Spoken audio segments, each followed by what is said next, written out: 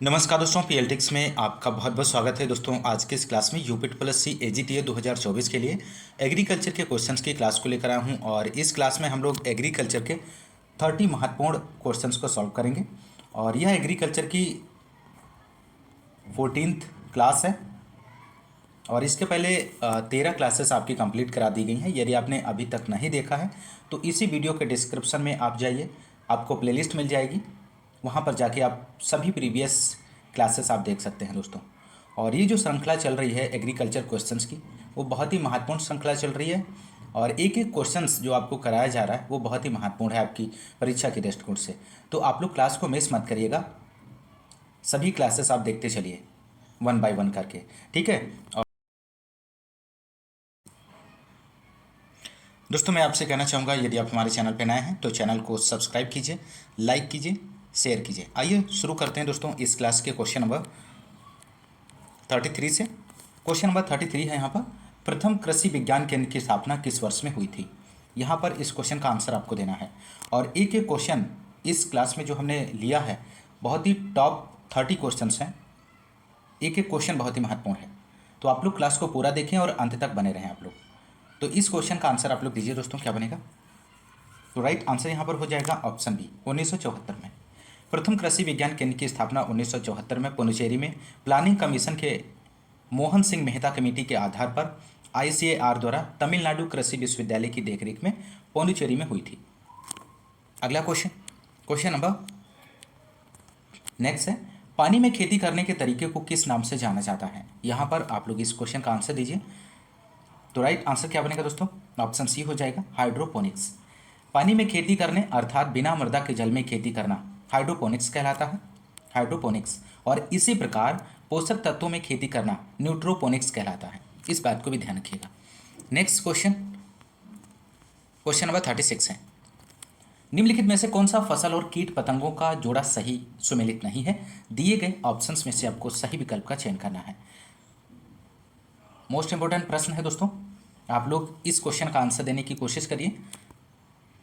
तो question number 36 का answer यहाँ पर हो जाएगा ऑप्शन डी, इस क्वेश्चन का सही आंसर होगा। ऑप्शन ए में दिया गया है गन्ना, गन्ना गुरदासपुर बोरर, इसका सही सुमेलित है। और ऑप्शन बी में है ग्राउंडनट मूंगफली, मूंगफली का व्हाइट ग्रब सफ़ेद गिडार, ये भी सुमेलित है। ऑप्शन सी है रेपसीड एफिड, ये भी सुमेलित है। लेकिन यहाँ पे डी ऑप्शन जो है सुमेलित नहीं है, क्योंकि सूर्यमुखी में पेंटेड बग नहीं लगता है, क्योंकि जो पेंटेड बग लगता है कालीफ्लावर फैमिली में लगता है। तो इस बात को ध्यान रखिएगा, इसीलिए ऑप्शन जो डी है वो सुमेलित नहीं है। बढ़ते हैं अगले क्वेश्चन की ओर। क्वेश्चन नंबर नेक्स्ट है, ट्राइसेम के अंतर्गत प्रशिक्षण मुख्यतः दिया जाता है। ऑप्शन ए है युवा विद्यार्थियों को, ग्रामीण युवाओं को, युवतियों युवा महिलाओं को, इनमें से कोई नहीं। तो 37 का आंसर दीजिए दोस्तों। तो राइट आंसर हो जाएगा ऑप्शन बी, ग्रामीण युवाओं को, ध्यान रखिएगा। नेक्स्ट क्वेश्चन नंबर, क्रांतिक मृदा परीक्षण स्तर प्रस्ताव किसने दिया था। मोस्ट इंपोर्टेंट प्रश्न है दोस्तों।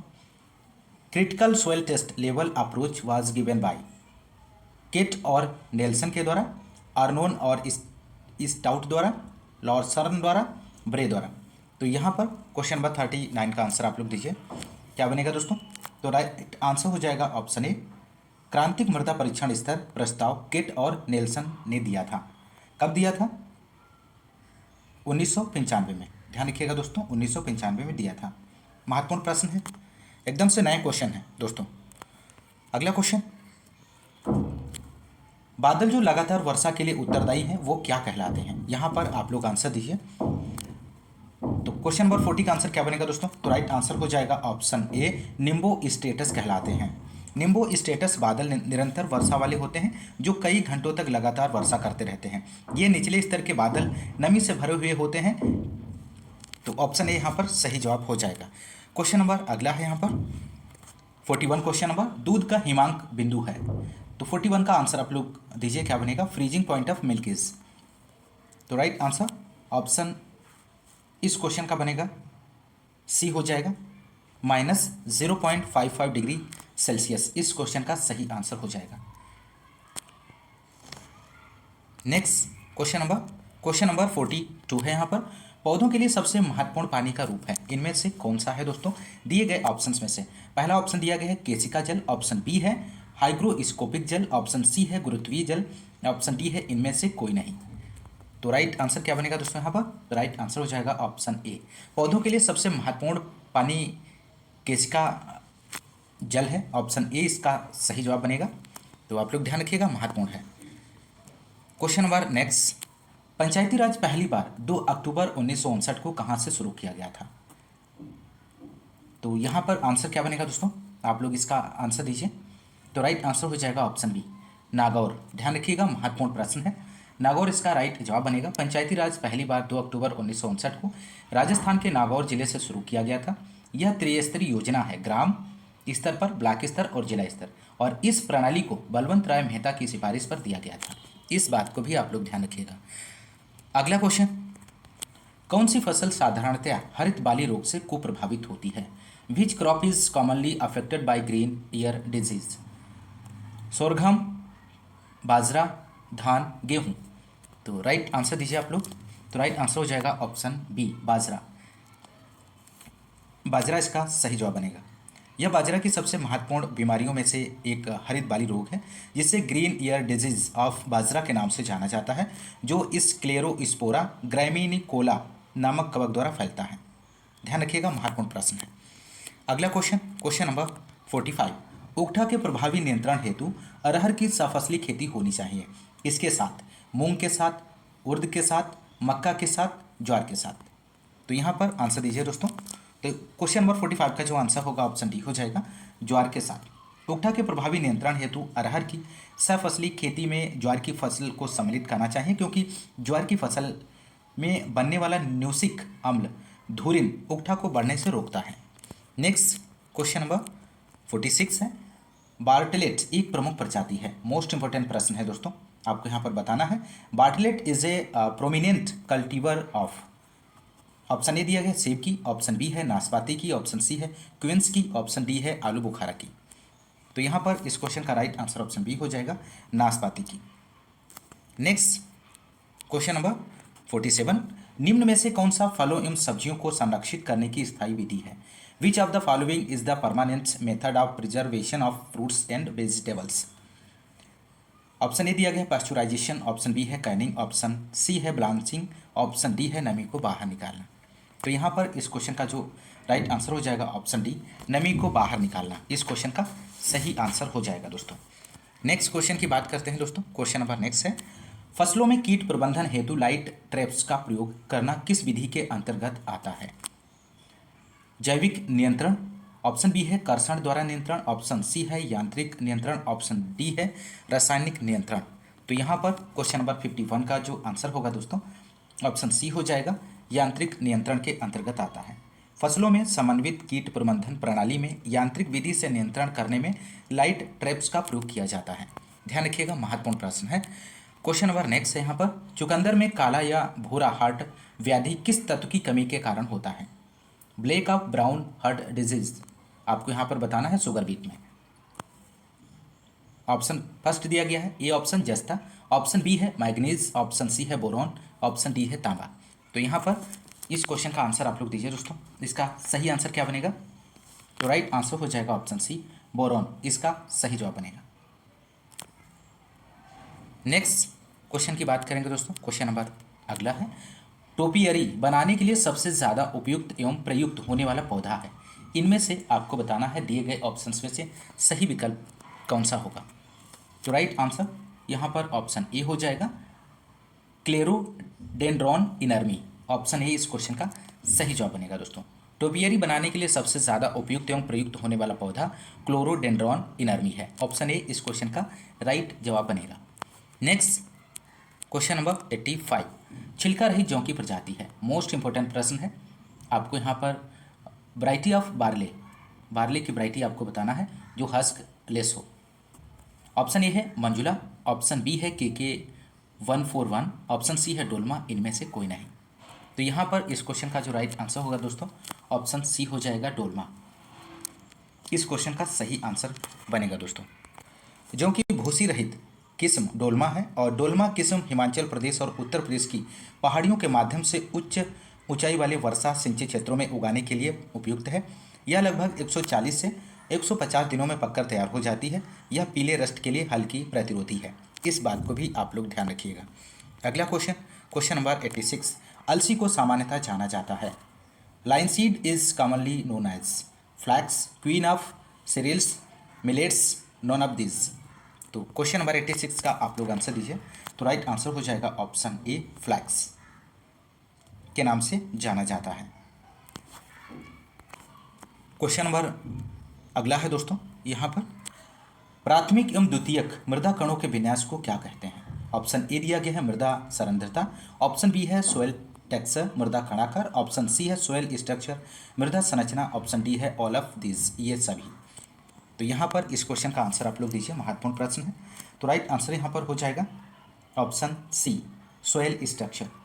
The arrangement of primary and secondary soil particles is known as soil structure and relative proportion of sand, silt and clay is called soil texture, जो कि ऑप्शन बी में दिया गया है। तो यहाँ पर इस क्वेश्चन के राइट आंसर की बात करें तो ऑप्शन सी हो जाएगा, ध्यान रखिएगा। नेक्स्ट क्वेश्चन है, बेंटरिंग एक विशेष प्रक्रिया की जाती है। तो बेंटरिंग is a special operation is done is गुलाब में, गुलदाउदी में, ग्लेडियोलस में, गुड़हल में। तो आप लोग इसका आंसर दीजिए दोस्तों, क्वेश्चन नंबर 98 का। तो राइट आंसर यहाँ पर हो जाएगा ऑप्शन ए, गुलाब में। इस क्वेश्चन का सही आंसर बनेगा दोस्तों। अगला क्वेश्चन है यहाँ पर, अरिस्टेट एंटीना पाया जाता है। तो यहाँ पर इस क्वेश्चन का आंसर देना है आपको, और ये क्वेश्चन आपका एंटोमोलॉजी से लिया गया है। तो इसका आंसर आप लोग दीजिए। तो राइट आंसर यहाँ पर बनेगा इस क्वेश्चन का ऑप्शन बी हो जाएगा, घरेलू मक्खी में। आप लोग ध्यान रखिएगा, हाउस फ्लाई और फ्रूट फ्लाई में अरिस्टेट एंटीना पाया जाता है। आप लोग ध्यान रखिएगा, हाउस फ्लाई और फ्रूट फ्लाई में अरिस्टेट एंटीना पाया जाता है। नेक्स्ट क्वेश्चन नंबर, स्पॉन्जिंग प्रकार के माउथ पार्ट्स पाए जाते हैं। किस में पाए जाते हैं? घरेलू मक्खी में, मधुमक्खी में, मच्छर में, उपयुक्त सभी में। तो इस क्वेश्चन का आंसर क्या बनेगा दोस्तों यहाँ पर? तो राइट आंसर हो जाएगा ऑप्शन ए, घरेलू मक्खी में। इस क्वेश्चन का सही जवाब बनेगा यहाँ पर। नेक्स्ट क्वेश्चन की बात करेंगे दोस्तों। अगला क्वेश्चन है यहाँ पर, खरपतवार नाशी पैराक्वाच है, इनमें से आपको बताना है। ऑप्शन ए दिया गया सेलेक्टिव है, नॉन सेलेक्टिव है, सेमी सेलेक्टिव है, इनमें से कोई नहीं। तो आप लोग इस क्वेश्चन का आंसर दीजिए, यहाँ पर क्या बनेगा? तो राइट आंसर हो जाएगा यहाँ पर ऑप्शन बी, इस क्वेश्चन का सही आंसर बनेगा नॉन सेलेक्टिव। नॉन सेलेक्टिव क्या होते हैं दोस्तों? ऐसा खरपतवार नाशी जो किसी भी वनस्पति के संपर्क में आने पर उसको नुकसान पहुंचाता है। यह फसल और खरपतवार में अंतर नहीं करता है, जैसे डाइक्वाट और पैराक्वाट। तो आप लोग ध्यान रखिएगा, ऑप्शन बी यहाँ पर इस क्वेश्चन का सही जवाब हो जाएगा।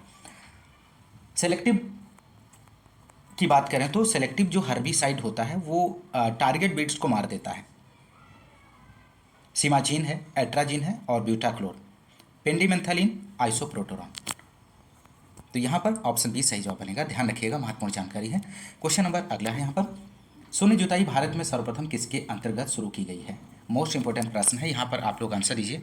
इसका आंसर क्या बनेगा यहाँ पर? तो इस क्वेश्चन का राइट आंसर ऑप्शन ए हो जाएगा, चावल गेहूं फसलीय प्रणाली, राइस व्हीट क्रॉपिंग सिस्टम। इस क्वेश्चन का सही आंसर बनेगा। शून्य जुताई सर्वप्रथम यूएसए में सन 1950 में खोजी गई थी और इसके पितामह जीबी ट्रिपलेट हैं, और यह भारत में सर्वप्रथम चावल गेहूं फसली प्रणाली में अपनाया गया था। महत्वपूर्ण प्रश्न है, ध्यान रखिएगा। क्वेश्चन नंबर अगला, मृदा का लाल रंग किसके कारण होता है? Red colour of the soil is due to hematite, magnetite, silica, जैव पदार्थ। तो क्वेश्चन नंबर 10 का आप लोग आंसर दीजिए। तो राइट आंसर हो जाएगा ऑप्शन ए, मृदा का लाल रंग लोहे के ऑक्साइड हेमेटाइट के कारण होता है। क्वेश्चन नंबर नेक्स्ट यहाँ पर है, अकीओची धान के एक विकार किसके कारण होता है? ऑप्शन ए दिया गया हाइड्रोजन सल्फाइड विषाक्तता, बोरोन टॉक्सिसिटी, बोरोन विषाक्तता, जिंक टॉक्सिटी, जिंक विषाक्तता, सल्फर की कमी। तो यहाँ पर क्वेश्चन नंबर 12 का आप लोग आंसर दीजिए। तो राइट आंसर यहाँ पर हो जाएगा ऑप्शन ए, हाइड्रोजन सल्फाइड विषाक्तता। इस क्वेश्चन का सही जवाब बनेगा। अगला क्वेश्चन नंबर नेक्स्ट की बात करेंगे दोस्तों। यहाँ पर निम्नलिखित दलहन फसलों में से किसका लक्षण धीमी आरंभिक वृद्धि दर है? तो ऑप्शन ए दिया गया अरहर, ऑप्शन बी है ब्लैक ग्राम, ऑप्शन सी है मूंग दाल, ऑप्शन डी है चना। तो यहाँ पर क्वेश्चन नंबर 13 का आप लोग आंसर दीजिए। तो राइट आंसर हो जाएगा ऑप्शन ए, अरहर इस क्वेश्चन का सही जवाब बनेगा। अरहर के वैज्ञानिक नाम की बात करें तो कैजेनस कैजान है। यह फेवेसी कुल का पौधा है दोस्तों। यह खरीफ मौसम की फसल है और इसकी आरंभिक वृद्धि दर बहुत धीमी है। अरहर की जड़ें मिट्टी में अधिक गहराई तक जाती हैं, जिससे मृदा में वायु का आयतन बढ़ जाता है। क्वेश्चन नंबर नेक्स्ट 14 है, निम्नलिखित में से कौन सी तिलहन फसल को अप्रत्याशित दलहन के नाम से जाना जाता है? मोस्ट इंपॉर्टेंट प्रश्न है। यहाँ पर इस क्वेश्चन का आप लोग आंसर दीजिए। तो राइट आंसर ऑप्शन बी हो जाएगा, मूंगफली। मूंगफली का वैज्ञानिक नाम की बात करें तो अराइकिस हाइपोजिया है और यह लेग्यूमिनेसी फेवेसी कुल का पौधा है। और इसके इसके उद्भव स्थान की बात करें तो ब्राज़ील है, ध्यान रखिएगा, ब्राज़ील। नेक्स्ट क्वेश्चन नंबर, निम्नलिखित में से कौन सी तिलहन फसल के पौधे के पृष्ठ पर कांटे होते हैं? एक एक प्रश्न आपका बहुत ही मोस्ट इंपॉर्टेंट है, तो यहाँ पर इस क्वेश्चन का आंसर आप लोग दे सकते हैं। और दोस्तों यदि आपको क्लास पसंद आ रही तो क्लास को लाइक और शेयर करना मत भूलिएगा दोस्तों। तो यहाँ पर इस क्वेश्चन का आंसर दीजिए। तो राइट आंसर ऑप्शन सी हो जाएगा, कुसुम इसका सही जवाब बनेगा। कुसुम का वैज्ञानिक नाम की बात करें तो कार्थमम टिंक्टोरियम है। यह कंपोजिटी कुल का पौधा है दोस्तों और इसके सतह पर कांटे पाए जाते हैं। इसे तिलहन फसल के रूप में उगाते हैं और इसका उद्भव स्थान अफगानिस्तान है। यह रबी की फसल है। तो ये सभी जानकारी जो है आप लोग ध्यान रखिएगा। क्वेश्चन नंबर नेक्स्ट है, जैव पदार्थ अपघटन का अंतिम उत्पाद इनमें से कौन सा है? आपको बताना है। ऑप्शन ए दिया गया ह्यूमिक अम्ल, ऑप्शन बी है फुल्विक अम्ल, ऑप्शन सी है लिग्निन, ऑप्शन डी है ह्यूमस। तो यहाँ पर इस क्वेश्चन का जो राइट आंसर होगा दोस्तों ऑप्शन डी हो जाएगा, ह्यूमस। ह्यूमस एक कार्बनिक पदार्थ है जो कि जैव पदार्थों के अपघटन से प्राप्त होता है और इसमें 40 से 45% लिग्निन तथा 30 से 33% प्रोटीन पाया जाता है, इसलिए इसे लिग्नोप्रोटीन कहते हैं। और इसका कार्बन और नाइट्रोजन का अनुपात कितना होता है? 10:1 होता है। इस बात को भी आप लोग ध्यान रखिएगा। नेक्स्ट क्वेश्चन नंबर यहाँ पर 26 है, टमाटर की पत्ती सिकुड़न विषाणु का वाहक है। ऑप्शन ए है श्वेत मक्खी, ऑप्शन बी है झिंगुर, ऑप्शन सी है मृदा जनित जीवाणु, ऑप्शन डी है स्ट्रिगा पादप। तो यहाँ पर 26 का आप लोग आंसर दीजिए दोस्तों। तो राइट आंसर हो जाएगा ऑप्शन ए श्वेत मक्खी, इस क्वेश्चन का सही जवाब बनेगा दोस्तों। नेक्स्ट क्वेश्चन नंबर 31 है, गांठ गोभी का भोज्य मोटा किसका बढ़ा हुआ रूप है? यहाँ पर आपको बताना, ऑप्शन ए है मूल, ऑप्शन बी है स्टेम, ऑप्शन सी है लीफ, ऑप्शन डी है इनमें से कोई नहीं। तो क्वेश्चन नंबर 31 का आंसर दीजिए। तो राइट आंसर हो जाएगा ऑप्शन बी तना इसका सही जवाब बनेगा दोस्तों। नेक्स्ट क्वेश्चन नंबर नेक्स्ट है, पार्थेनोकार्पिक फल है, इनमें से आपको बताना है फॉल्स फ्रूट्स है, कंपोजिट फ्रूट्स है, सीडलेस है, नन ऑफ दिस है। तो क्वेश्चन नंबर 30 का आप लोग आंसर दीजिए, क्या बनेगा दोस्तों यहाँ पर? तो यहाँ पर राइट आंसर जो होगा ऑप्शन सी हो जाएगा, बीज रहित फल, इसका सही जवाब बनेगा। पार्थेनोकार्पिक फल वह फल होता है जो बिना निषेचन के बन जाते हैं। अनिषेक फल पार्थेनोकार्पी फल प्रायः बीज रहित होते हैं।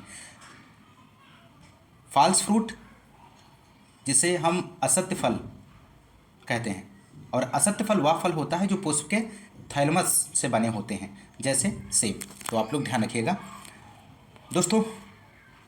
इस क्लास में बस इतना ही, और यदि आपको क्लास पसंद आ रही है तो क्लास को ज़्यादा से ज़्यादा लाइक और शेयर करना मत भूलिएगा। और हाँ, यदि आप चैनल पर नए हैं तो चैनल को सब्सक्राइब जरूर कीजिएगा दोस्तों। आज के इस क्लास में बस इतना ही, मिलते हैं नेक्स्ट क्लास में, तब तक के लिए नमस्कार, जय हिंद, धन्यवाद।